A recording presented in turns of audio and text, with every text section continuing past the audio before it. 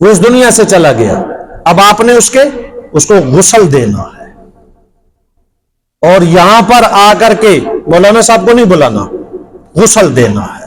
میں حدیث سنا رہا ہوں، آپ آئندہ شوق سے غسل دیں گے۔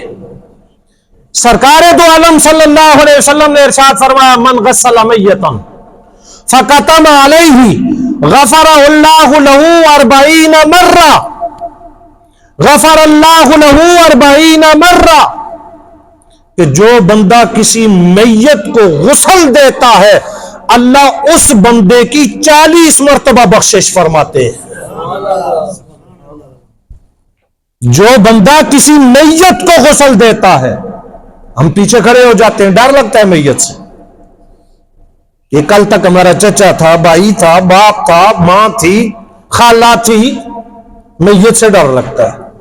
ساتھ تو نہیں لے جائے گا، اپنی اپنی قبر میں جانا ہے، ساتھ کوئی نہیں، نہ کوئی لے جاتا ہے، نہ کوئی کسی کے مرنے پر اس کے ساتھ جاتا ہے۔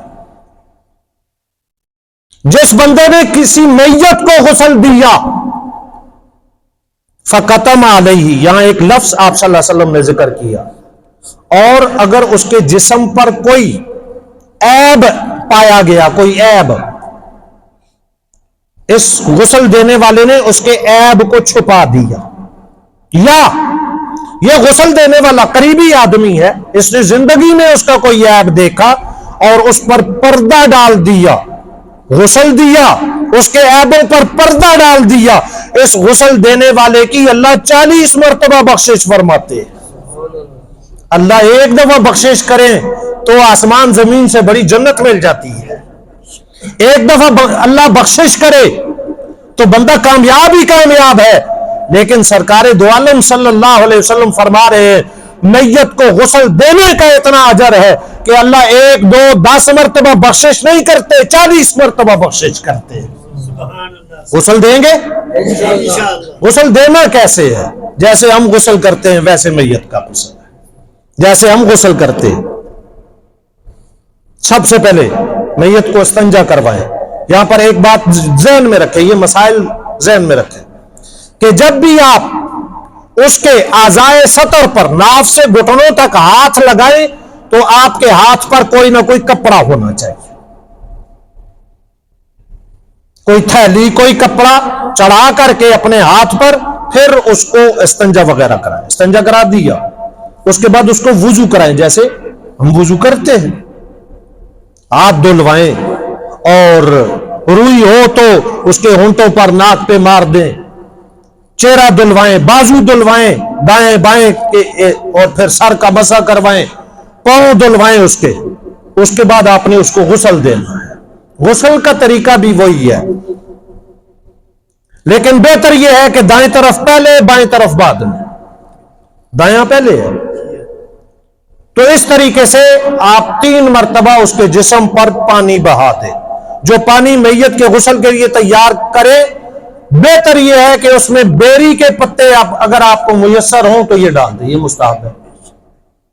غسل کے دوران آپ اس کے لیے صابن وغیرہ بھی استعمال کر سکتے ہیں۔ یہاں ایک اور مسئلہ کہ 2 غسل ہیں یا 1 غسل ہے۔ ہمارے معاشرے میں 2 غسل دیے جاتے ہیں، ایک جب فوت ہوتا ہے بندہ اس وقت، ایک جب اس کو کفن جنازے سے تھوڑا سا پہلے۔ یاد رکھیے کہ غسل کا مقصد میت کو پاک صاف کرنا ہے۔ اگر آپ سمجھتے ہیں کہ وہ ایک غسل سے پاک صاف ہو گیا تو غسل کافی ہے ایک ہی، لیکن اگر کسی مجبوری کے تحت وقت زیادہ لگا، میت زیادہ دیر رہی اور اس کی ناپاکی کا خطرہ ہو تو آپ دوسرا غسل، تیسرا دے سکتے ہیں، چوتھا دے سکتے ہیں، لیکن غسل ہے ایک۔ غسل دے دیا، اس کے بعد اس کو کفن دینا ہے۔ مرد کے لیے کتنے کپڑے ہیں کفن کے؟ 3 کپڑے ہیں، 2 بڑی چادریں، ہم عام طور پر یہ کہتے ہیں 2 بڑی چادریں اور 1 قمیص، ایک کو لفافہ، ایک کو ازار، ایک کو قمیص کہتے ہیں۔ 2 چادریں وہ سر سے پاؤں تک، اور 1 قمیص ہوتی ہے جو قمیص ڈال کر کے وہ گھٹنوں تک چلی جاتی ہے۔ عورت کے 5 کپڑے ہیں، 3 یہی، 1 دوپٹہ اور 1 سینہ باندھ۔ لیکن یہ یاد رکھیے، کوشش کیا کریں کہ کفن کے کپڑے میں سلائی نہ ہو، سلائی نہ ہو. ہاں اگر چادریں کہیں کم پڑ گئی ہیں تو پھر تو ٹھیک ہے، لیکن اس کے علاوہ سلا ہوا کپڑا نہ ہو. بعض جگہ میں نے سنا ہے کہ عورتوں کو یہ سلوار سلا کر کے پہنائی جاتی ہے، یہ غلط ہے. اب سلے ہوئے کپڑے وہ زندہ لوگوں کے لیے. اس کے بعد جنازے کی تیاری کرے.